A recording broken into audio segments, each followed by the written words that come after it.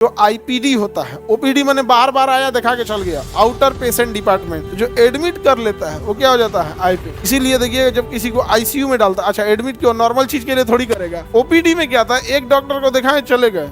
IPD में क्या है कि भाई आप सोए हुए हैं, आपके लिए 24 घंटा कोई खड़ा है। आईसीयू का भी बाप होता है वो रिकवरी रूम, तो रिकवरी रूम में गया होगा ना, उसको आईसीयू नॉर्मल लगेगा।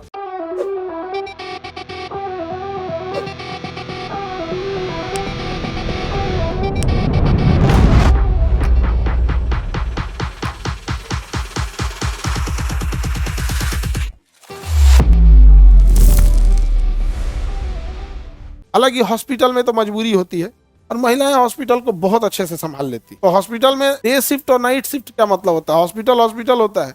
जो आईपीडी होता है, ओपीडी मैंने बार बार आया दिखा के चल गया, आउटर पेशेंट डिपार्टमेंट, ऐसा पेट दर्द है, दूसरी दवाई लिखो चल जाओ, हो गया कौन सी ओपीडी, नहीं समझ में आ गया, दांत दुखा रहा है, ये कौन सी हो गया ओपीडी, तनी आंख चेक कर दीजिए तो ओपीडी, और जितना चीर फाड़ है आईपीडी, चलो अंदर चलो तुम्हारा व्यवस्था होगा बंद। जो एडमिट कर लेता है वो क्या हो जाता है आईपी। अब उसको तो तीन डॉक्टर चाहिए, इसीलिए देखिए जब किसी को आईसीयू में डालता, अच्छा एडमिट क्यों, नॉर्मल चीज के लिए थोड़ी करेगा, नॉर्मल चीज के लिए कभी एडमिट नहीं करेगा। घर में इलाज करके क्या कर देगा, भेज देगा। बेंड हाथ पैर टूटा है तो एडमिट नहीं करेगा, अगर ऑपरेशन जब तक बढ़िया से नहीं टूटा, प्लास्टर करना है तो प्लास्टर करके भेज देगा।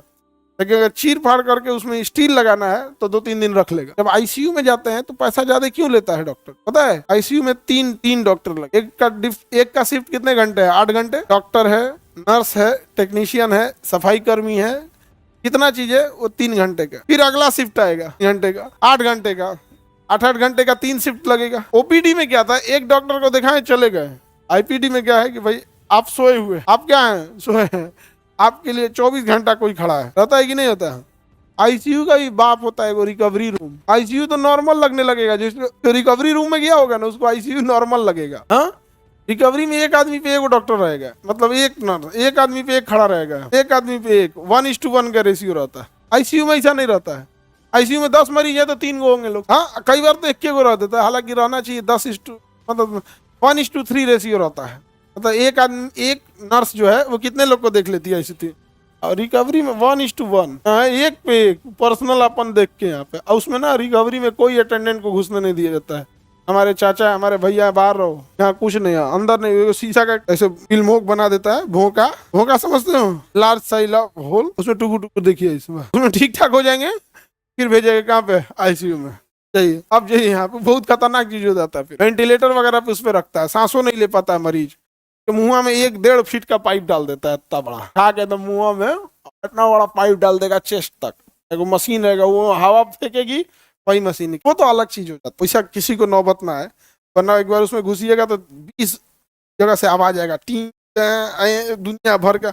अब मरीज को ना लगता है कि कोनो मशीन बना दिले है, देखो बीपी का लगल रहेगा, पल्स का लगेगा, ईसीजी का तारे जगल रहेगा, यहाँ पे वो एबीजी का निकला रहेगा, सेंट्रल लाइन निकला रहेगा, यहाँ गर्दन में छेद करके एक्सटेंशन बोर्ड देखते हैं, तो एक्सटेंशन बोर्ड में 20 गो प्लग खोस देते हैं, तो यहाँ सेंट्रल लाइन लगा के एक मोटा पाइप निकालेगा, इस जगह से एक्सटेंशन बोर्ड खोस देगा, और झोझे टांग देगा 10 गो पानी से लाइन, कोनो कैल्शियम चढ़ रहा है, कोनो पोटेशियम है, कोई कुछ है, वो 20 गो चढ़ रहा है। एबीजी एक रिपोर्ट होता है, पतला नस से नहीं निकाला जाता है, वो आर्टरी से निकाला जाता है। तो जांच कर करके और 3 घंटा पे, अच्छा ये वाला दवाई कम, इसको खोल दो, हम आपको जैसे मोटरसाइकिल वगैरह कैसे खोल देते हैं वैसे खोल देगा उसमें। यार हॉस्पिटल अलग चीज होगी, वहाँ नाइट शिफ्ट में महिलाओं का पुरुषों का वो अलग चीज होता है।